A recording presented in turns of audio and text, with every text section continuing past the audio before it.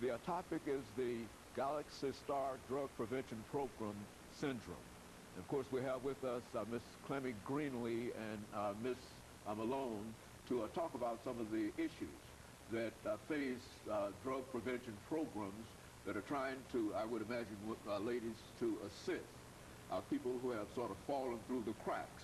And some of the challenges that your organization, as well as some of the challenges that you, Ms. Malone, are aware of. So let's continue that conversation. Well, you know, like I said, due to my own addiction in the streets, addicted to everything that had the word crime wrote on it, who's better to be more experienced to go out there and get the kids than me?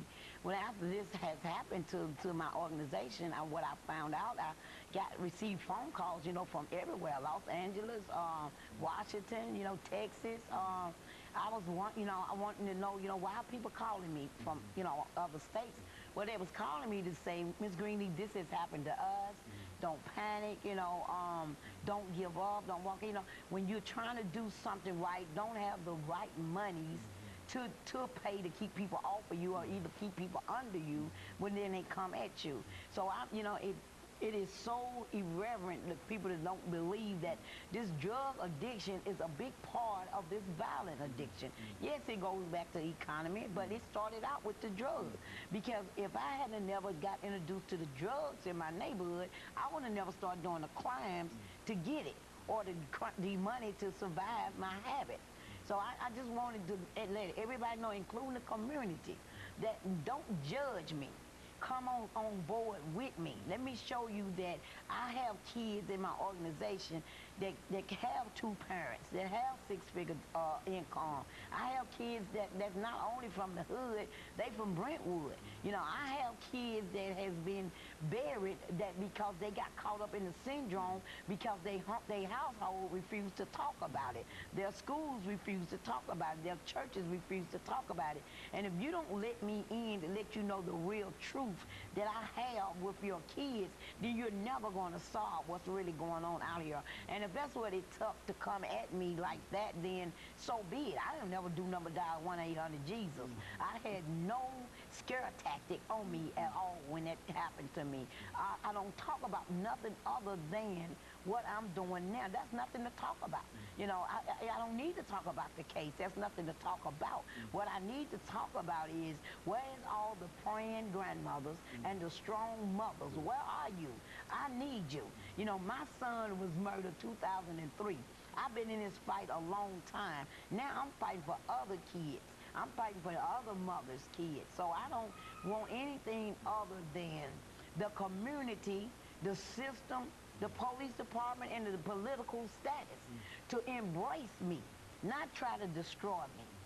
And Ms. Malone, you've watched all of this develop, and from your experiences, how do you see all of this? Yes, I have. And, you know, I remember when Clemmy lost her son in 2003, and it was just a horrible thing for her and her family. But that is then results when it all starts with not only the drug addiction, but the whole aspect of the whole family unit. It starts with the whole family unit. But when the drugs are involved, and it usually always is the drugs that are involved somewhere. But if we can reach these children when they're at the age of the children and the young men and ladies that Clemmy's working with, if we can reach them then and educate in the workshops that she's doing, and she's been out here doing this with no funding behind her, on her own accord, or whoever that would donate for a group or to buy the kids pizza or whatever. But it starts with that education, not just with us adults, but with the children being able to be who they are and open up in a workshop. Not have any stigma put placed on them, but to open up to be who they are and to talk. She has one group called Straight Talk. Those children come in and they talk from here. And they're a little unpolished in the beginning, but after a few weeks, they're a little bit more polished. And you know, it just takes the patience, the time, and the devotion to these kids. You know, if we lose our kids, we lose this community. Well, do you think that what she's doing is therapeutic from a psychological point of view? Definitely, sir. Most definitely. Because she, yes, she has so many different facets of things that she does with them. And she lets them know, hey, you know, I was here. I was like you're going to want to be, or you may, or the way you're heading. And and she brings in all kind of people to talk to these children. And with them getting the education in the workshops, it is therapeutic. Some of the A&D classes that we hope to have in the future workshops, you know, that's going to be beneficial. Of course, they did get a little drug education in school, but it stays there in school. But, you know, again, Clemmy was reaching out to the moms and the grandma. That's really supporting that work that she needs in the community, because we're most all mothers, and we're almost all grandmothers, you know. So, and, you know, I know that the children that had to die to violence this year, there's been quite a few. Didn't need to have to die. Didn't need to have to die. You said that you've been to 8 funerals recently? Yeah, ever since my ordeal, you know, with the law, June 18th, I've been to 8 funerals. Since June, you've been to 8 funerals. So I haven't, I'm devastated when I hear that, oh, Nashville crime is down. We had 8 murders this year. No, we didn't. Because I went to 8 funerals. I can count 8 funerals in June. And so you're not, yeah, you might do on your statistics. So when I started touching toes, and I don't really know the political aspect of it, then it started coming at me. But see, remember, I had statistics to me. You know, how did you get these statistics? Well, then I do my research, and this is all I'm trying to do to the community. I'm just trying to educate them. I got also around with a pistol talking about he's a gang member.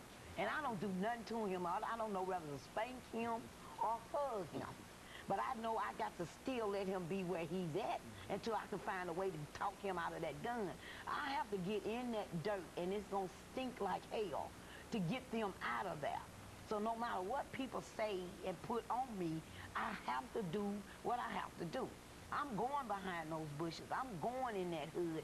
I'm going behind that building, and I'm going to talk to them. I'm going to sit on top of that car with my blue jeans on with the music up loud, if that's what it takes for them to trust me.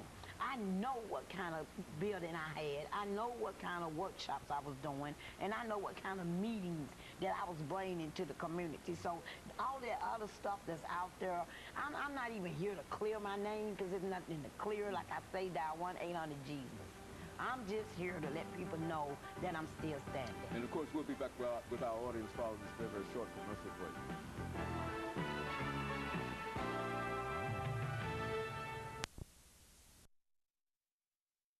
Topic is the Galaxy